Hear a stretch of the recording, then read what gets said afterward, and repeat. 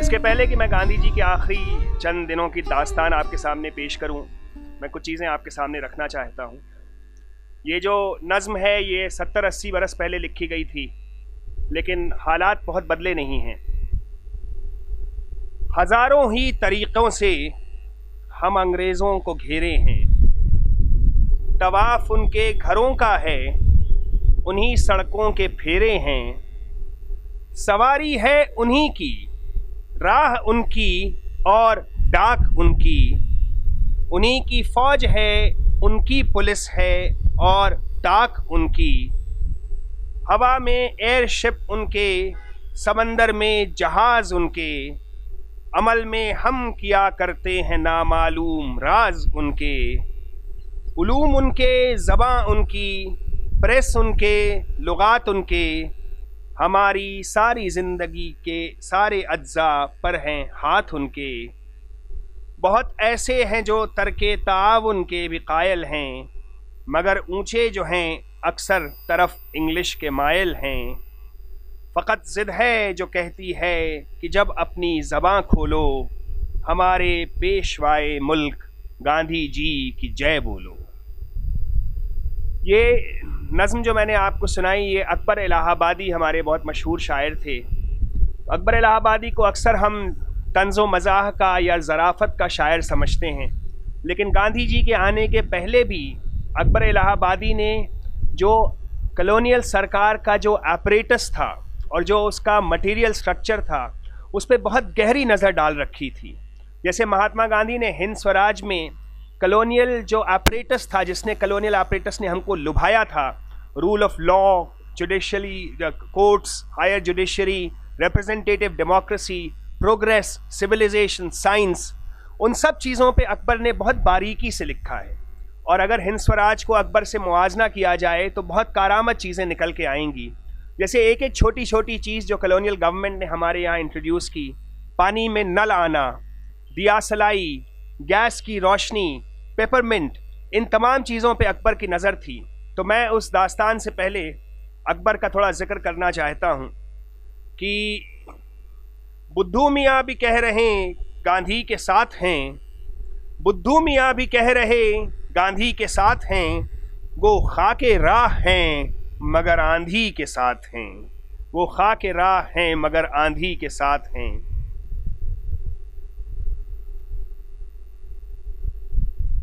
आगे तुम्हारे रंग किसी का नहीं जमा, जय हो तुम्हारी ऐ मेरे गांधी महात्मा। लेने के तुम नहीं हो गवर्नमेंट की मदद, चूरन को क्या जरूरत पेपरमिंट की मदद। और किया तलब जो स्वराज भाई गांधी ने, मची ये धूम कि ऐसे ख्यालात की क्या बात। कमाल प्यार से अंग्रेज ने कहा उनसे, हम ही तुम्हारे हैं फिर मुल्क माल की क्या बात। ये जो गांधीनामा है, ये अकबर ने बेतहाशा मुतअद्दिद अशार गांधी जी के लिए कहे थे।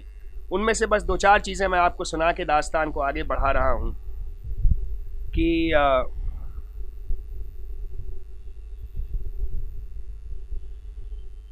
गांधी तो हमारा भोला है और शेख ने बदला चोला है। देखो तो खुदा क्या करता है, साहिब ने भी दफ्तर खोला है। ऑनर की पहेली भूजी है, हर एक को ताल्ली सूझी है। जो चोकर था वो सूजी है, जो माशा था वो तोला है। यारों में रकम अब कटती है, इस वक्त हुकूमत बटती है। कंपू से तो जुल्मत हटती है, बेनूर मोहल्ला टोला है, बेनूर मोहल्ला टोला है। और ये आखिरी कता, इसमें कोई 150 कतात हैं गांधी जी के बारे में और स्वराज के बारे में, जिनमें मुतअद्दिद पहलुओं से नॉन कोऑपरेशन यानी तर्क मवालात को अकबर ने अपनी कलम के जद में लिया। वो शेख की शेखी रह न गई, इस्लाम को बुत का राम किया। सरकार खफा क्यों होने लगी, गांधी ने तो चोखा काम किया। ठाकुर की जबरदस्ती न रही, दहकान की वो पस्ती न रही, सरकार की भी मर्जी थी यही, गांधी ने इलाका खाम किया। बाहर का कोई बैठे न यहाँ, अफगान हो या हो तुर्क मियाँ, मतलब था यही फिर गांधी पर आयत ये अबस इल्ज़ाम किया। अफसोस तो है उस क़ुव्वत पर, उस ख्वाहिश पर, उस हालत पर, यारों को लड़ाया जिसने बहम, हर सुलह को जंग अंजाम दिया, हर सुलह को जंग अंजाम दिया। हाज़रीन, अब मैं आपको बेगम अनीस किदवाई की कुछ याददाश्तें सुनाऊंगा। बेगम अनीस किदवाई हमारे पहले कम्युनिकेशन मिनिस्टर रफ़ी अहमद किदवाई के भाई की बीवी थीं। वो ताज़िंदगी पर्दे में रहीं। घर में ही उन्होंने तालीम क्या हासिल की, उनके भाइयों को जो ट्यूटर पढ़ाने आते थे उनसे उन्होंने सुन सुन के उर्दू, फ़ारसी और अंग्रेज़ी पढ़ी। फिर उनके शौहर शफ़ी किदवाई साहब 1947 में मसूरी में थे। उस वक्त वहाँ पे दंगों फसाद को रोकने में और लोगों की जान बचाने के अमल में वो शहीद हो गए। तो बेगम अनीस किदवाई उस वक्त तक पर्दे में रहती थीं। वो दिल्ली आईं और गांधी जी के पास गईं। फिर गांधी जी से मुलाकात ने उनकी ज़िंदगी का रुख बदला। उन्होंने अपनी बेवगी के गम को और अपनी जो पत्थर सा ज़िंदगी हो गई थी उसको दरकिनार करके गांधी जी के साथ मिलके एक नई ज़िंदगी शुरू की।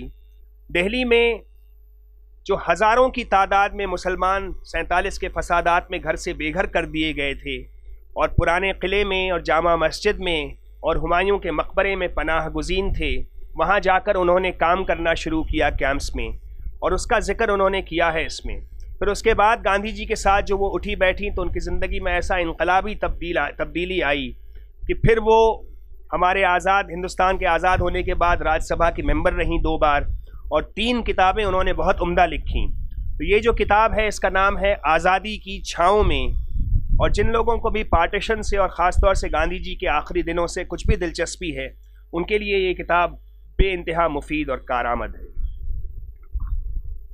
तो अनीस किदवाई की कलम से शहीद आज़म गांधी जी के हुजूर में। मुद्दतों से जी में अरमान था कि चंद हफ्ता मौजूदा ज़माने के इस सबसे बड़े इंसान की खिदमों में गुजारूं। दुनिया का मोहसिन, इस सदी का मुसल्लह, मादियत के इस दौर में रूहानियत का अलमबरदार, अपने मुल्क में मौजूद, और बदकिस्मती देखो कि आज तक चंद लम्हे भी उसकी सोहबत नसीब न हो सकी। अपनी इस महरूमी का ख्याल करके हमेशा जी दुखता था, लेकिन हर काम का एक वक्त मुकर्रर है। फिर ये भी है, देते हैं बादा ज़र्फ़े कदह खार देख कर, और ये ज़र्फ़ पैदा हुआ ज़िंदगी की सबसे बड़ी चोट से, ऐसी चोट जिसके बाद न कोई दुख ही महसूस होता है, न तकलीफ़, न तकलीफ़।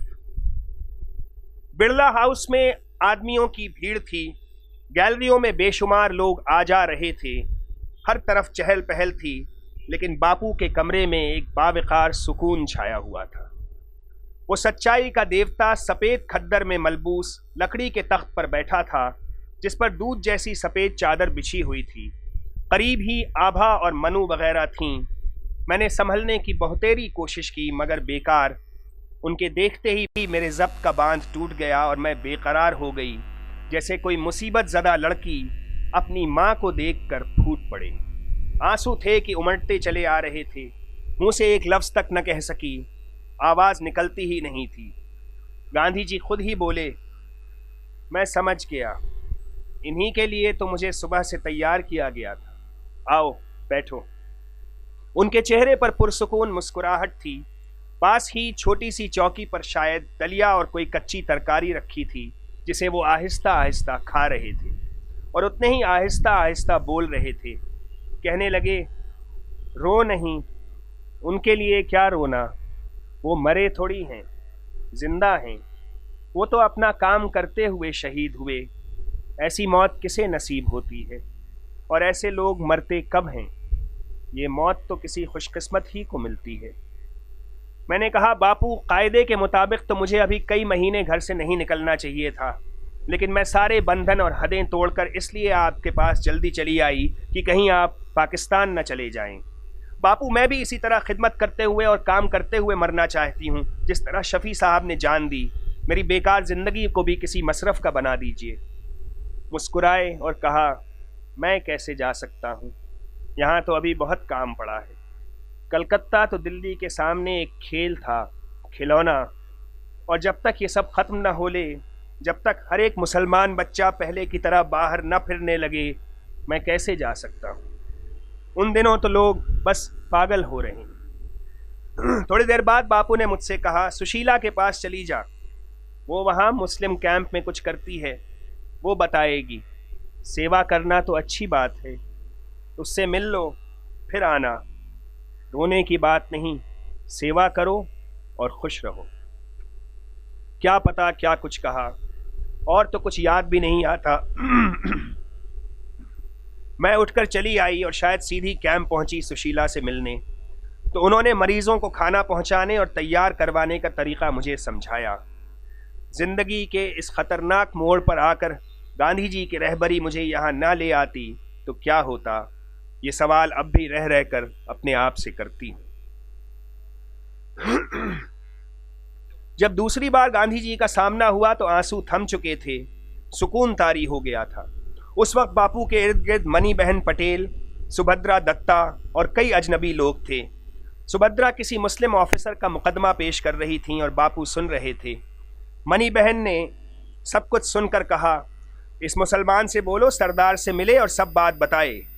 सुभद्रा ने मायूसी से जवाब दिया, सरदार तक इसकी बात पहुंच कहाँ हो सकती है, वो बेचारा कैसे हिम्मत करेगा।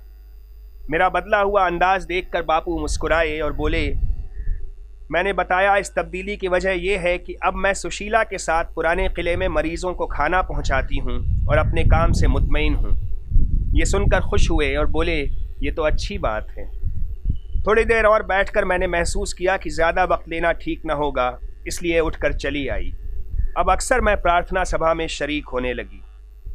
एक दिन गई तो बापू डॉक्टर जाकिर हुसैन से कह रहे थे, डॉक्टर साहब जाओ, सामान संभाल लो। मेरे पास लोग आए थे और ऐसा कह रहे थे कि वो तुम्हारे करोल बाग वाले स्कूल का कुछ सामान बचा चुके हैं और वापस करना चाहते। बातें शायद देर से हो रही थीं, इसलिए मैं पूरी बात समझ न सकी, लेकिन बात को मालूम हुआ फसादात में जामिया के स्कूल, मकतबा और लाइब्रेरी को कई लाख का नुकसान पहुंचा था। बाज़ भले लोगों ने कुछ सामान बचा लिया और उनकी ख्वाहिश थी कि डॉक्टर साहब आकर देख लें, लेकिन डॉक्टर साहब उस मंजिल पर पहुंच चुके थे कि अब देखने की ताकत भी नहीं रखते थे। चोट बड़ी सख्त थी।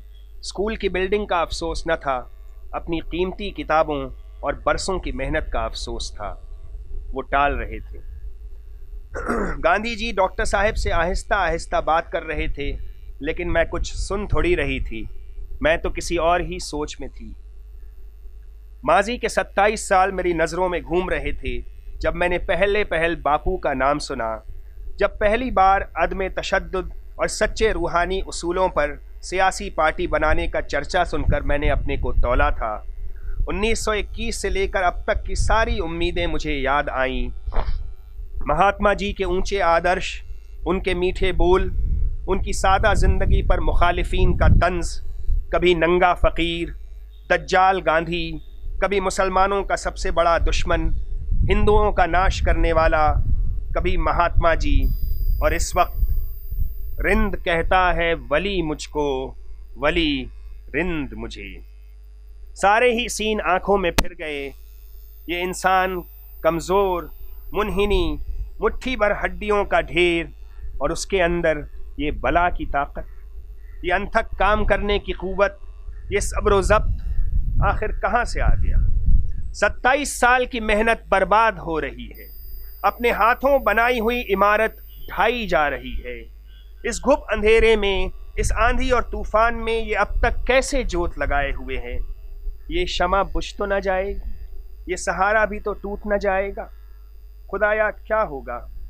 ठंडी सांस भरकर मैं उठकर चली आई। अक्टूबर नवंबर की दिल्ली एक खून में लिथड़ी हुई लाश थी, जिस पर सैकड़ों गिद्ध और चीलें मंडरा रही थीं कि इस बुढ़े निगहबान की ज़रा नज़र बचे या वो यहाँ से हटे और वो उस लाश की टिक्का बोटी कर डालें।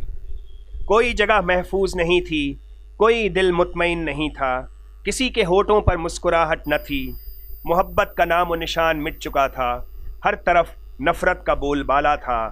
इधर मुसलमानों पर अरसे हयात तंग था, ज़मीन सख्त थी आसमान दूर।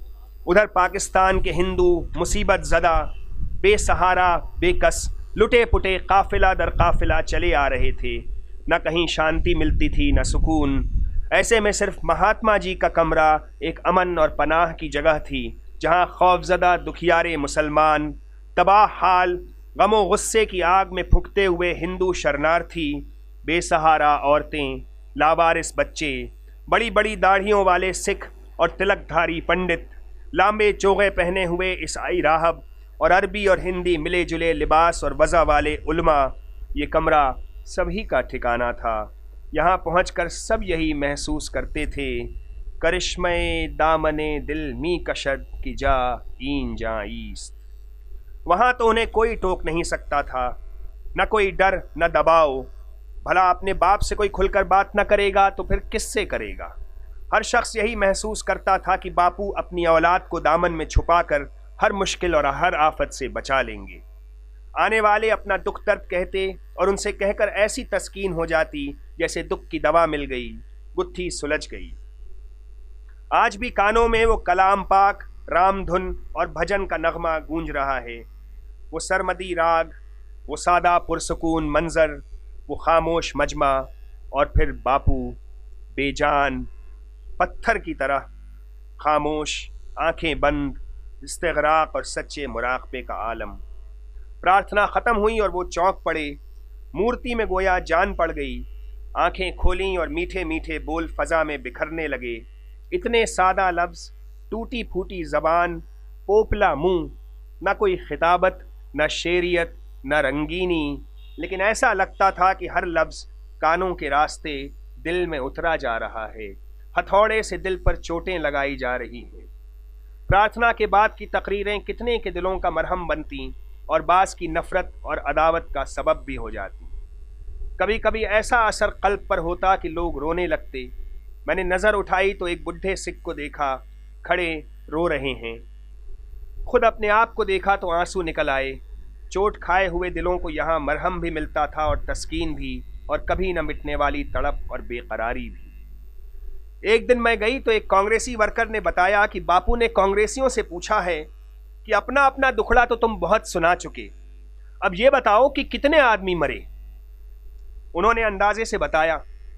तो फिर गांधी जी ने उनसे पूछा, उनमें से मरने वालों में से कांग्रेस वाले कितने थे? अब तो वो लोग बहुत सिटपिटाए और कहा, जी हमारे इल्म में तो एक भी नहीं मरा।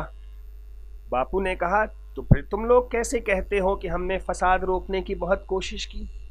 कोशिश करते हुए जब कोई मारा नहीं गया तो मैं कैसे मान लूं कि तुमने कोई कोशिश की भी?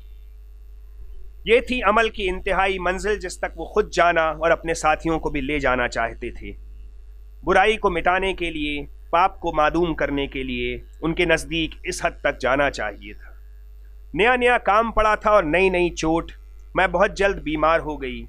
ज़रा तबीयत संभली तो याद आया कि कई दिन हो गए बापू से नहीं मिली हूँ, क्योंकि तीसरे चौथे दिन जाया करती थी।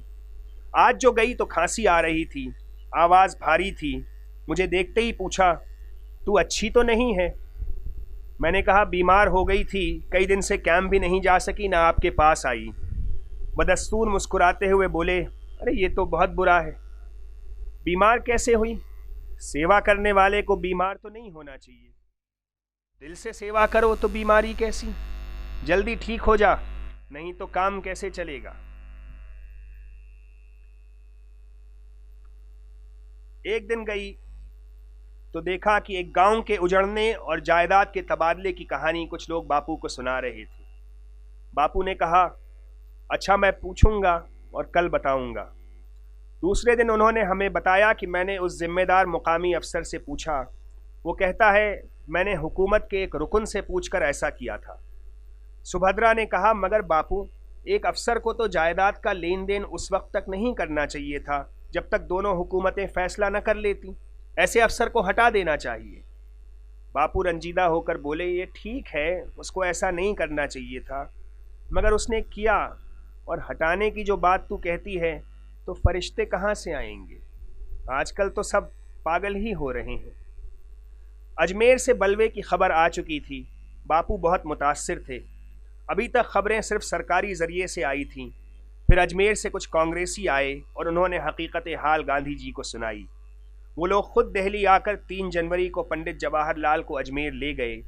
सही तारीख तो मुझे याद नहीं, शायद उसके बाद ही अजमेर से मिर्ज़ा अब्दुल कादिर बेग दिल्ली आए। मैं भी इत्तेफाक से मौजूद थी। अजमेर शरीफ की दर्दनाक हालत, पुलिस और फौज की ज़्यादतियाँ, राष्ट्रीय स्वयंसेवक संघ के मजालिम और हुक्काम की नाअहली, सब कुछ बयान करने के बाद उन्होंने कहा, सारे मुसलमान इस वक्त दरगाह में जमा हैं। बापू ने पूछा, कितनी बड़ी दरगाह है जो उसमें सब आ गए हैं? मैंने वो जगह देखी है। मिर्ज़ा साहब ने जवाब दिया, 7-8 हज़ार आदमी उसमें समा सकते हैं, बहुत जगह है उसमें। बापू ने कहा, मगर अजमेर की सारी आबादी तो सिर्फ इतनी न थी, बाकी लोग कहाँ गए? मिर्ज़ा बोले, कुछ पाकिस्तान गए, कुछ हैदराबाद, कुछ मारे गए, कुछ और जगहों पर मुंतशिर हो गए, कुछ टोंक भी चले गए। बापू ने सुकून से कहा, यही मैं पूछता। चूंकि गुफ्तगू मेरे पहुंचने से पहले शुरू हो चुकी थी, इसलिए मैं पूरा हाल न सुन सकी। और फिर 12 जनवरी का दिन आ गया। रात को ही खबर मिल गई थी कि कल 11 बजे व्रत शुरू हो जाएगा। सुबह सवेरे घर के सब लोग बिरला हाउस पहुंच गए। वहां कुछ लोग सहन और चबूतरे पर टहलते मिले, कुछ दूर खड़े हुए देख रहे थे। महात्मा जी खुले साइबान के नीचे हस्बे मामूल गाँव तकिए से लगे बैठे थे। आज सरदार पटेल उनसे बातें कर रहे थे। हम सबको सहन में ठहरने के लिए कहा गया, क्योंकि बातचीत अभी जारी थी। मजमा आहिस्ता आहिस्ता बढ़ता रहा। सरदार की मुलाकात तवील हो गई। हाजरीन में सभी परेशान थे। महात्मा जी का नन्हा पोता माँ की उंगली पकड़े हैरत के साथ इस मुस्तरब मजमे को देख रहा था। आखिरकार खाने का वक्त हो गया। पोते ने दादा के साथ खाने में शिरकत की। हालांकि उसकी माँ नहीं चाहती थी कि वो शरीक हो, क्योंकि बापू का खाना ही कितना होता था और ये जब भी आता है उनके संगतरे और तरकारी में साझा बन जाता है। इतने में एक साहब ने आकर कहा, आप लोगों को भी बापू से कुछ कहना है तो आ जाइए। हमें इसके सिवा और क्या कहना था कि बापू हम पर रहम कीजिए, दया कीजिए, मरण व्रत न रखिए, मगर किसी को हिम्मत न होती थी। पासे अदब माने था। बमुश्किल डरते डरते मैंने अपने आप को तैयार किया और चंद कदम के फासले से हस्बे मामूल सलाम किया। गांधी जी खुशदिली से मुस्कुराए और कहा, इतनी दूर से नज़र तो ठीक काम नहीं करती, लेकिन मैं पहचान गया जब तूने इस तरह सलाम किया। मैं सब जान गया। मैंने अर्ज़ की, बापू हम सब चाहते हैं, सारे काम करने वालों की आरजू है कि आप हमें 15 दिन की मोहलत और दे दीजिए। अगर जब तक हालात न ठीक हों तो व्रत रख लीजिएगा। और अब तो देखिए हाल बहुत कुछ ठीक हो चला है, शहर में भी अमन है। मुस्कुराए और जवाब दिया, अगर मैं तुझसे पहले पूछता तो तू ये बात ना कहती जो आज कह रही है। मुझे फुसलाने आई है? मैंने कहा, नहीं बापू ये सच है, हालत पहले से बहुत बेहतर है। संजीदगी से बोले, क्या सच है? क्या मस्जिदें सब खाली हो गईं? क्या मुसलमान फिर बाहर फिरने लगे? देखो गुजरात की ऐसी खबर आई है। अगर दिल्ली को फिर कुछ हो गया। कुतुब साहब का मज़ार देखा है? मैंने कहा, नहीं, मगर सुना है। अच्छा, तो फिर जाकर देखना, उसको तोड़ा गया है। और अब अगर अजमेर में ख्वाजा साहब की दरगाह को भी कुछ किया गया तो मैं जीकर क्या करूँगा। इतने में और बहुत से लोग आ गए। उनमें मौलाना हिफ्जुर रहमान और मौलाना आज़ाद भी थे। मौलाना आज़ाद सामने बैठ गए और कहने लगे, यही तो मैं भी कहता हूँ कि जब ज़रूरत होगी मैं आपको बता दूँगा। आप नहीं बताओगे मौलाना साहब। मौलाना ने अब याद नहीं कुछ और कहा। उसके बाद गांधी जी फिर मुखातिब हुए, अच्छा तो अब समय हो गया, जाओ पहले से ज़्यादा जी लगाकर काम करो। काम तो करने से ही होगा, रोने से तो काम न चलेगा। वो कहते रहे, कोई दुनिया में सदा नहीं रहा और मुझे तो मरना ही होगा, फिर मैं ऐसे हालात में जीकर क्या करूँगा। सरदार ने बात तो ख़राब कही, लेकिन वो तो होम मिनिस्टर है और मुसलमानों को तो उसके पास जाना ही होगा और बात कहनी होगी। उसके बाद मौलाना हिफ्जुर रहमान से मुखातिब होकर कहा, मैं तो इनके पास होकर इन पर पूरा भरोसा और विश्वास रखता हूँ। मौलाना साहब जाओ, मेरा पैगाम सब तक पहुंचा दो और मुझे मेरे हाल पर छोड़ दो। वो कुछ और भी कहते रहे, मैं न मुसलसल सुन सकी न याद ही रहा। सुते हुए चेहरे, मुतफक्किर और डबडबी हुई आंखें, न जाने कितने लोग इर्द गिर्द जमा थे। बापू की पुष्ट की तरफ हम सब सर झुकाकर खड़े हो गए। आभा, मनु, सुशीला नायर और सारे खिदमत गुजार दाहिने बाएं आ गए और प्रार्थना शुरू हुई। बापू की आंखें बंद थीं, हम सब की नज़रें झुकी हुई थीं, दिल धड़क रहे थे और आंखें नम थीं। गांधी जी दस्त बदुआ थे, हम सब सर निगू थे, लब पर दुआएं थीं और यूं महसूस होता था जैसे सिर्फ हम ही नहीं, सारी कायनात इस वक्त हमारी इस दुआ में शरीक है। अजीब मंजर था वो भी। गहरी खामोशी के बाद आंखें खुलीं, एक दूसरे को देखा तो भारे दिल हल्के हो चुके थे, मायूस निगाहें मुतमईन थीं।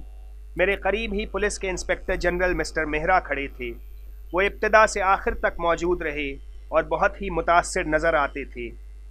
जब महात्मा गांधी ने आखिरी अपना व्रत शुरू किया 12 जनवरी से, तो उनसे बहुत से लोगों ने अपील की कि इस व्रत को ना रखें।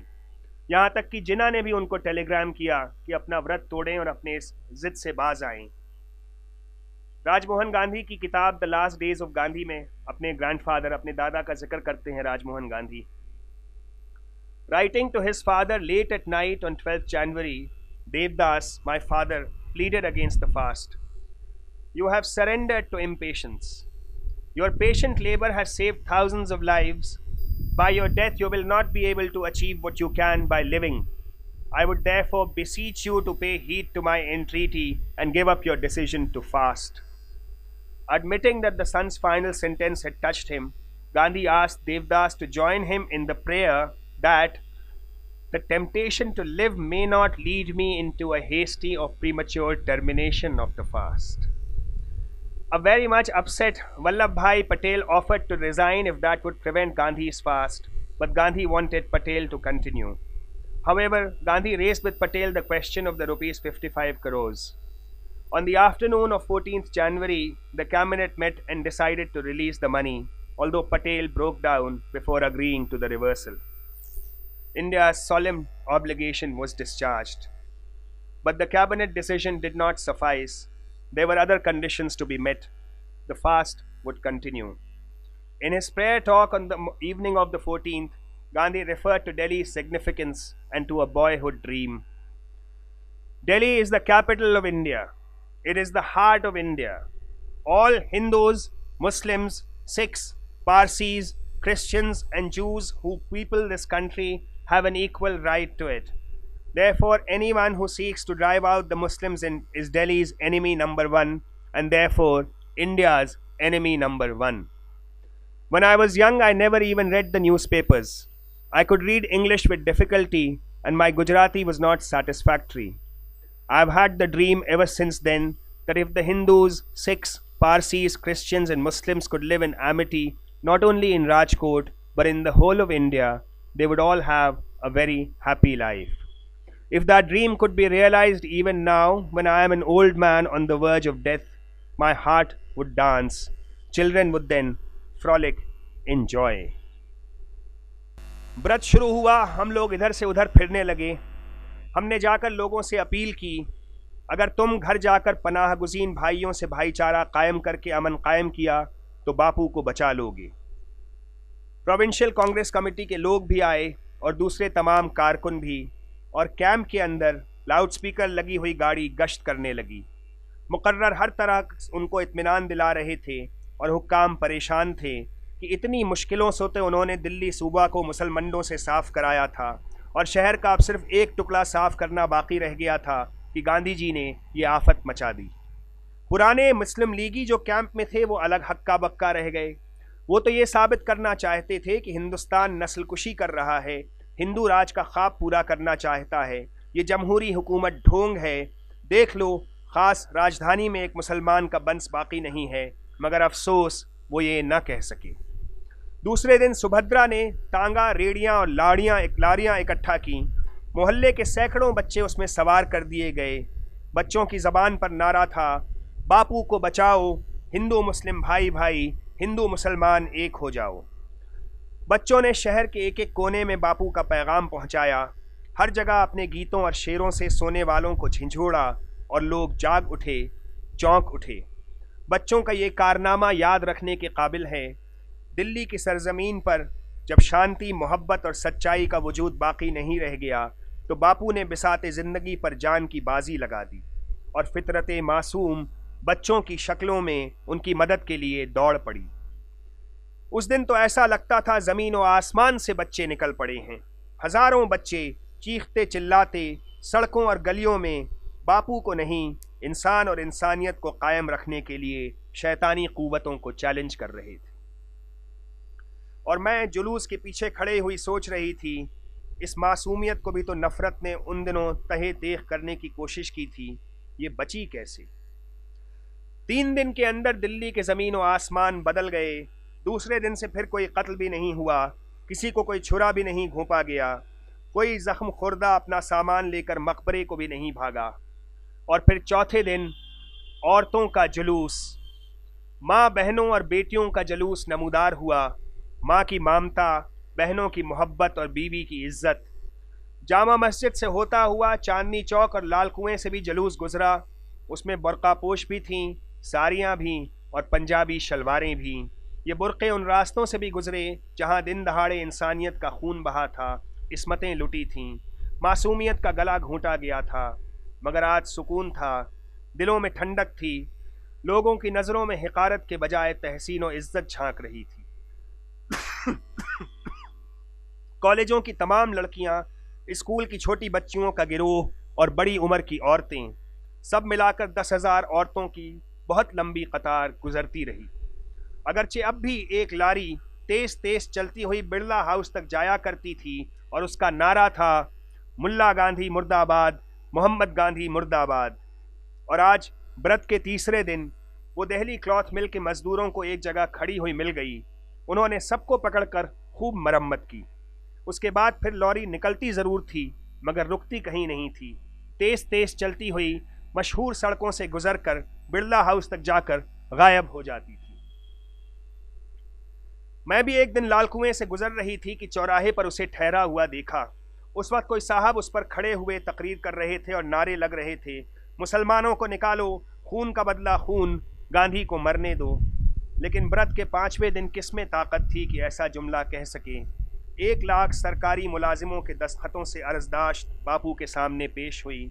सरकारी अफसरों ने वादे किए, पुलिस ने अहद किया। ये सारी खबरें हम शहर में सुनते थे। बिरला हाउस जाने की हिम्मत न होती थी। मैं तो एक दिन प्रेयर मीटिंग में गई भी। बापू की कमज़ोर आवाज़ ने कुछ कहा भी, लेकिन कुछ याद नहीं। सिर्फ एक धुन सवार थी, एक लगन दिल में लगी हुई थी और यही हाल सबका था। एक रोज़ बापू से मिली भी, चेहरा नीला हो रहा था। क्या पता व्रत का असर था या अंदरूनी दुख था। और फिर ऐन उस वक्त कि हम सब मसरूफ़ थे। 5 दिन की हमाहमी ने कांग्रेसियों को तकरीबन अधमुआ कर दिया और वॉलंटियरों के चेहरे सूख कर लटक आए थे कि ये मुश्दे जाँ बख्श मिला, बापू व्रत तोड़ रहे हैं।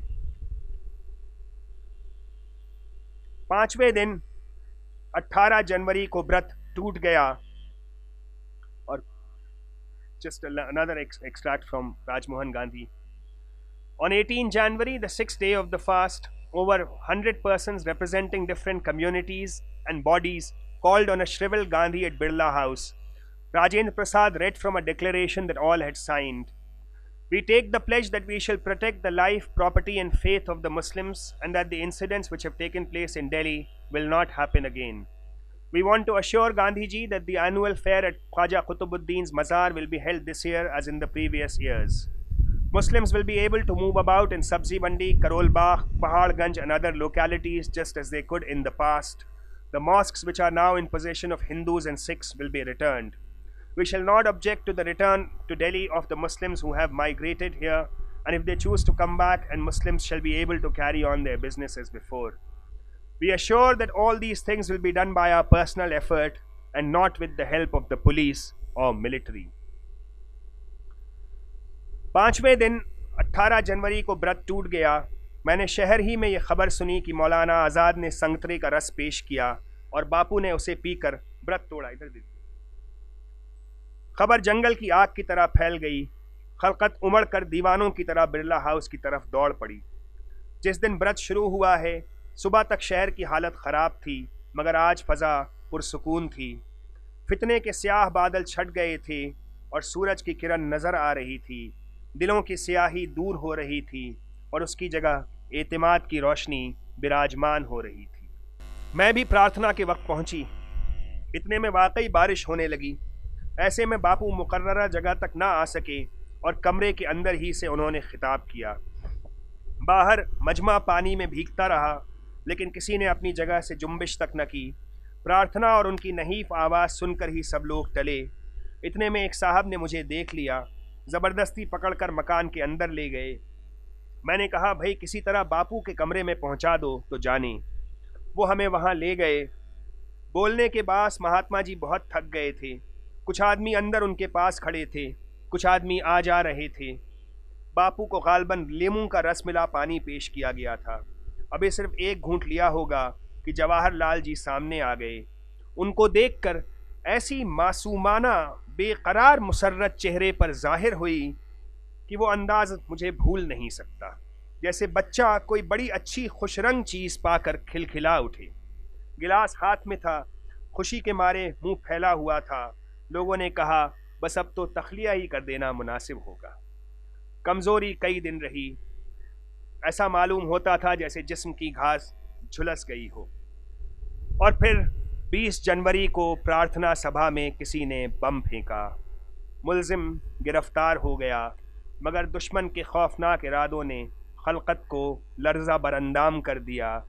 क्या मुखालिफ इस हद तक भी जा सकते? क्या ये भी मुमकिन हो सकता है? किसी तरह यकीन नहीं आता था कि कोई हिंदुस्तानी इस सतह पर उतर सकता है। फिर कुतुब साहब का उर्स आ गया। मेरे साथियों ने तय किया कि महात्मा जी के साथ तो उनके ख़ास लोग जाएंगे। हम सब पहले से महरौली पहुँचे। एक दिन जाकर मैंने दरगाह की मरम्मत और इंतज़ाम वगैरह देख आई थी। दरगाह में जब बापू पहुँचे तो सहन में 2 रोया अहरारी वॉलंटियरों और सरहद के सपूतों ने सफ़ बना रखी थी। उनके बीच से बापू लाठी टेकते खमीदा कमर आहिस्ता आहिस्ता चले जा रहे थे। वो आज बहुत दिनों के बाद ऐसे मजमे से गुजर रहे थे जिसमें हिंदू, सिख, मुसलमान दोष बदोश खड़े थे। 15 अगस्त के बाद ये पहला मौका था। वो समा आज भी मेरी आंखों में है जब गांधी जी हिंदू मुसलमानों के झुरमुट में से मुस्कुराते हुए हाथ जोड़े कुतुब साहब के मज़ार पर हाजिर हुए। तो मैंने सावित्री से कहा, लो देखो, आज एक जिंदा ऋषि मुर्दा ऋषि से मुलाकात करने आया। हाज़रीन, वक्त कम है तो मैं आखिरी चीज़ पे अपनी तरफ बढ़ता हूँ। आप सबको पता ही है 30 जनवरी को फिर गांधी शहीद कर दिए गए। तो मैं एक नज़म पढ़ना चाहता हूँ। उसके पहले मैं कुछ तस्वीरें आपको दिखाना चाहता हूँ। शाहिद अमीन साहब ने मुझे ये तस्वीरें इनायत की। बहुत रेयर तस्वीरें हैं गांधी जी के आखिरी दिनों की। और ये शमीम करहानी की नज़म है गांधी जी की शहादत पे। ये घेरे है क्यों रोने वालों की टोली, खुदारा सुनाओ न मनहूस बोली, भला कौन मारेगा बापू को गोली, कोई बाप के खून से खेलेगा होली, अबस मादरे हिंद शर्मा गई है, जगाओ न बापू को नींद आ गई है, जगाओ न बापू को नींद आ गई है। वो सोएगा क्यों जो है सबको जगाता, कभी मीठा सपना नहीं उसको भाता, वो आज़ाद भारत का है जन्मदाता, उठेगा न आंसू बहा देश माता, उदासी ये क्यों बाल बिखरा गई है, जगाओ न बापू को नींद आ गई है। वो हक के लिए तन से अड़ जाने वाला, निशां की तरह रन में गड़ जाने वाला, निहत्था हुकूमत से लड़ जाने वाला, बसाने की धुन में उजड़ जाने वाला, बिना जुल्म की जिससे थर्रा गई है, जगाओ न बापू को नींद आ गई है। वो उपवास वाला, वो उपकार वाला, वो आदर्श वाला, वो आधार वाला, वो अखलाक वाला, वो किरदार वाला, वो मांझी अहिंसा की पतवार वाला, लगन जिसकी साहिल का सुख पा गई है, जगाओ न बापू को नींद आ गई है। कोई उसके खून से न दामन भरेगा, बड़ा बोझ है सर पे क्यों कर धरेगा। चराग उसका दुश्मन जो गुल भी करेगा, अमर है अमर वो भला क्या मरेगा। हयात उसकी खुद मौत पर छा गई है, जगाओ न बापू को नींद आ गई है। दुखी आत्मा शांति पा गई है, जगाओ न बापू को नींद आ गई है, जगाओ न बापू को नींद आ गई है। बहुत शुक्रिया आज़रीन। और जाने से पहले मैं एक 3 मिनट का एनिमेशन है अनीता बालाचंद्रन का तैयार किया हुआ, वो भी शाहिद अमीन साहब ने मुझे अता किया है, बहुत मेहरबानी उनकी। ये 3 मिनट का एनिमेशन गांधी जी की लास्ट जर्नी पे है।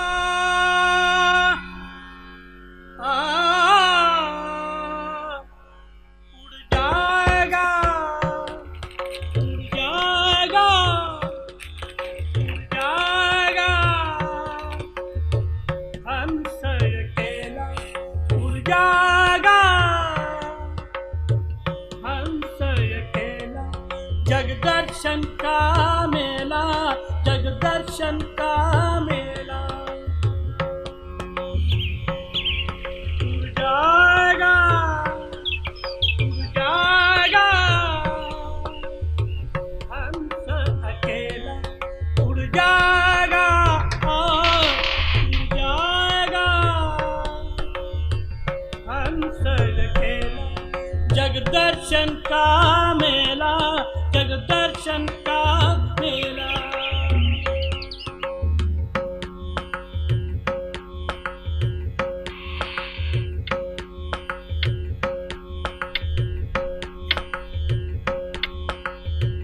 जैसे पात गिरे तरवर के, जैसे पात गिरे तरवर के, मिलना बहुत दुहेरा, ना जानू किधर गिरेगा, लग गया पवन का रेला। उड़ जाएगा हंस अकेला, उड़ जाएगा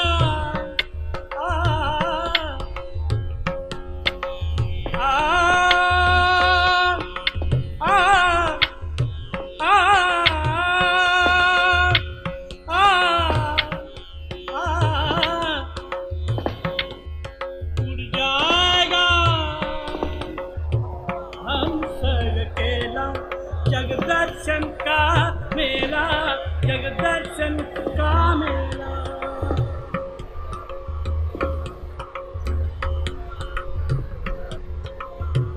जब होवे उमर पूरी, उमर पूरी,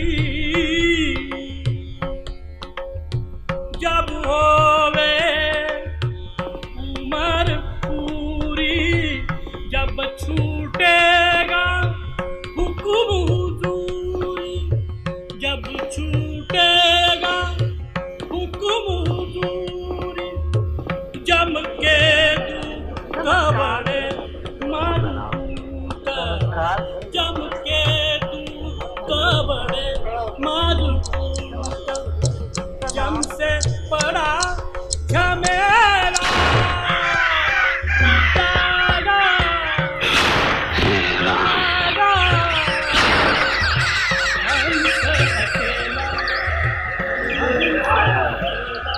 जगदर्शन का मेला, जगदर्शन का मेला। उड़ जाएगा हंस अकेला, जगदर्शन का मेला, जगदर्शन का मेला। उड़ जाएगा। बस आखिर में अकबर इलाहाबादी, you should have the last word. क़राइन कह रहे हैं आ रहा है दौर फितनों का, क़राइन कह रहे हैं आ रहा है दौर फितनों का, हवाएं वो चलेंगी नक्श मिट जाएगा कितनों का, हवाएं वो चलेंगी नक्श मिट जाएगा कितनों का, किसी की चल सकेगी क्या अगर क़ुर्बे क़यामत है, किसी की चल सकेगी क्या अगर क़ुर्बे क़यामत है, मगर इस वक्त इधर चरखा उधर उनकी वजारत है। बहुत शुक्रिया।